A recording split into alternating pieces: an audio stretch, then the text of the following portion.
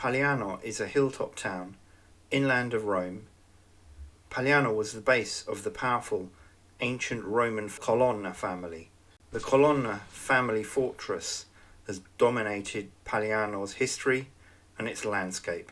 Paliano is an unusual combination of a stunning rural location which mixes aristocratic intrigue, living in the shadow of an aggressive pope, a shadowy prison, and the location for a number of notorious murders. To learn more about La Bella Italia, consider subscribing.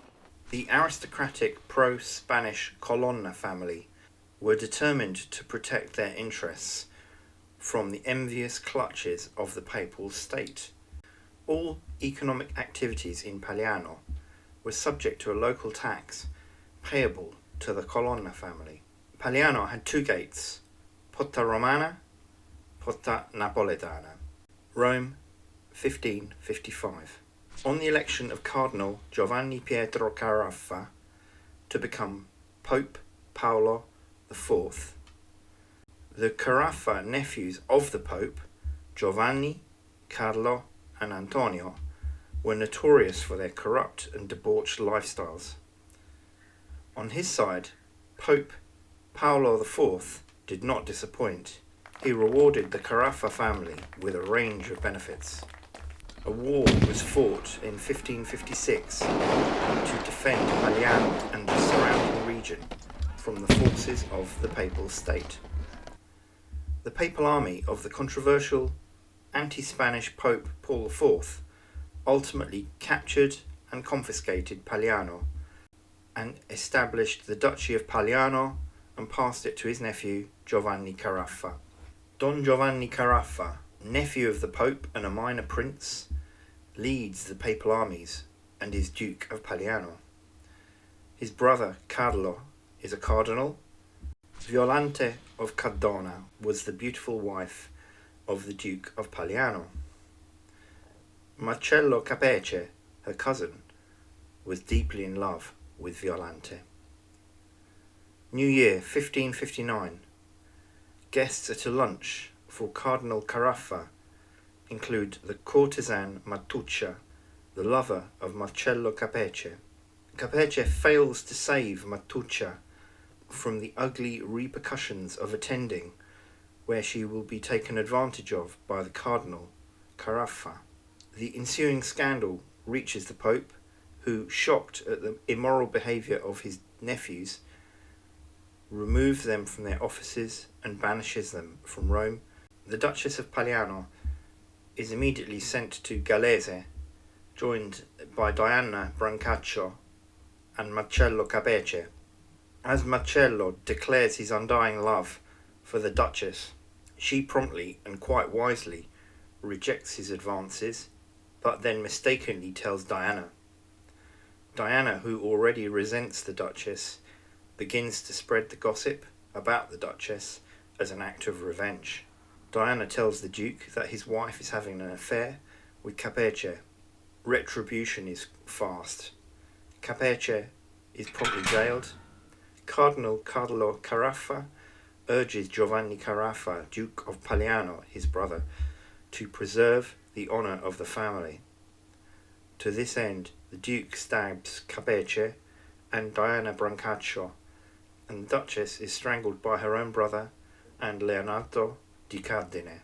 The Duchess of Paliano was famously referenced in the 1838 novel by Stendhal.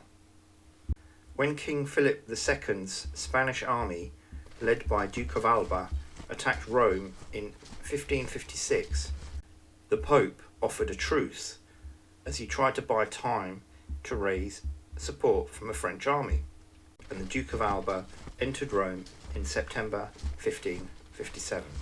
The Pope's power collapsed. Paul IV died soon after, and Giovanni and Carlo were put on trial, which included charges for murdering Violante of Cardona on the orders of the new Pope Pius IV. Pope Pius IV ordered both Caraffa brothers to be executed in Rome. Carlo was strangled in Castel San Angelo, and Giovanni was beheaded at the Todinona prison.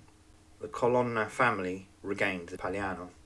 Marcantonio Colonna was part of the Spanish cavalry and had indeed commanded a ship during the protracted Christian-Ottoman naval battle of Lepanto in 1571.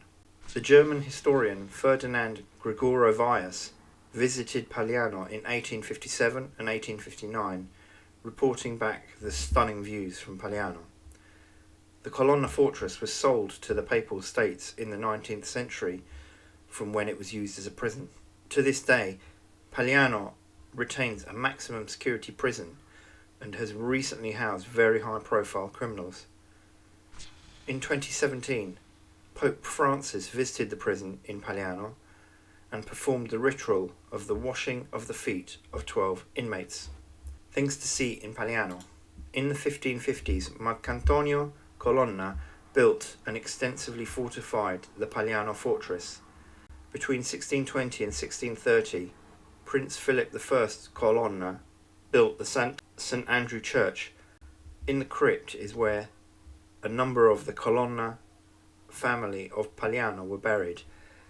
Colonna Palace is a stunning building built in the 14th century, but extensively redesigned in the 16th century in a Baroque style, as ordered by Prince Philip I Colonna.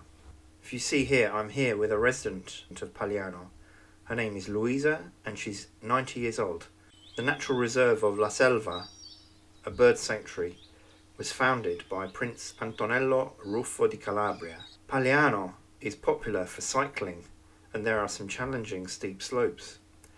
If you prefer gentler exercise, you can go for a walk in the Pagliano woods. If instead you're just hungry, Pagliano is a great place for agriturismo. Buon appetito!